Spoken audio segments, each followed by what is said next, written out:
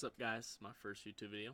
I'm gonna dive into the struggles of porn addiction in youth, mostly children, though. Yeah. Um, I'm no stranger to it. I've been addicted multiple times. It's not something that you can really escape. I'll kind of go into it later, but yeah. So why do a lot of youth populations have trouble with porn addiction? I really think it's a lot of ease of access. Plus, it's kind of in human nature to want to do things like that. But before this modern age, it wasn't like in your pocket. Um, it's like kind of like having crack in your pocket if you're addicted to crack, you know. And according to the Australian Institute of Family Studies, half of the minor population, 9 through 16, has been exposed or is regularly using pornography. Why is this concerning? Because it's so easy to use, right? Um, and it causes a lot of mental issues, body dysmorphia, anxiety, depression, all these issues in youth, and that's why a lot of them are antisocial. Um, and it being, a very addictive substance, but it's not a substance. There's no drawbacks to doing it, right? But you get all the mental problems from it, and it's terrible. Like, they have really no age verification except pressing a button that says you're 18. And they need to fix this issue. There's no, like, stopping it.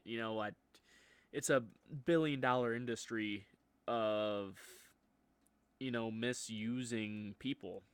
It's terrible. A lot of the actors mistreat their partners in the industry, and a lot of them, if they aren't using, um, if they aren't like filming or whatever, and they say something, they can be not used on jobs. I seen this, uh, you know, porn actor on Soft White Underbelly who was saying that the reason why people don't come out is because if they say something, it makes them lose money. And it's such like a ravaging issue. People don't realize just how bad it is for you, and doctors say that it's good for you when it really isn't. Um, they say like helps prevent prostate cancer and whatnot, but jorking your Slim Jim, not great for you to be doing every single day, all day, every day. It it kills your energy levels. Annihilates your mental health. It makes you confused on what women want and really what other people want in general. It kind of ruins the way you see other people, and it makes relationships worse when one of the partners is using pornography, um, and they're using it regularly, and they're addicted to it. It it changes the way that a teenager will look at another person, because it makes them see them as objects. And I've there's tons of stories out there of people doing things that they see in porn, and it's all fake. And the teenage boys and the teenage girls being um, embarrassed of themselves because they're not like these ginormous hog monsters, or they have quadruple D's, right? It's a terrible, terrible thing, and I don't even like I'm kind of being real here, going off the script. I mean, it really isn't. I'm not really on script in general, but um, crappy first YouTube video. Kind of is what it is. But the oh man, the industry is just terrible, and it just ruins people, and it'll make you really depressed. Um, when you look at those Hog Johnsons, you think, man, why isn't that me? It ruins the experience of growth, you know. And looking at that and being addicted to something at such a young age is going to ruin the development of your brain. And there's been studies, a lot of porn is kind of a new thing, right? There isn't a lot of studies on it. Kind of like vaping, right? There has been around long enough for there to be clinical studies to see what it does to your brain and what it does to your lungs with the vape example. And they can't really just grab a kid off the street and put them in front of a monitor and put porn on it and have them strapped up to a headset to see what it does to their brain. It's kind of unethical. So there's no good way to say what it does to children. So why are we allowing children to be exposed to this type of thing? You know?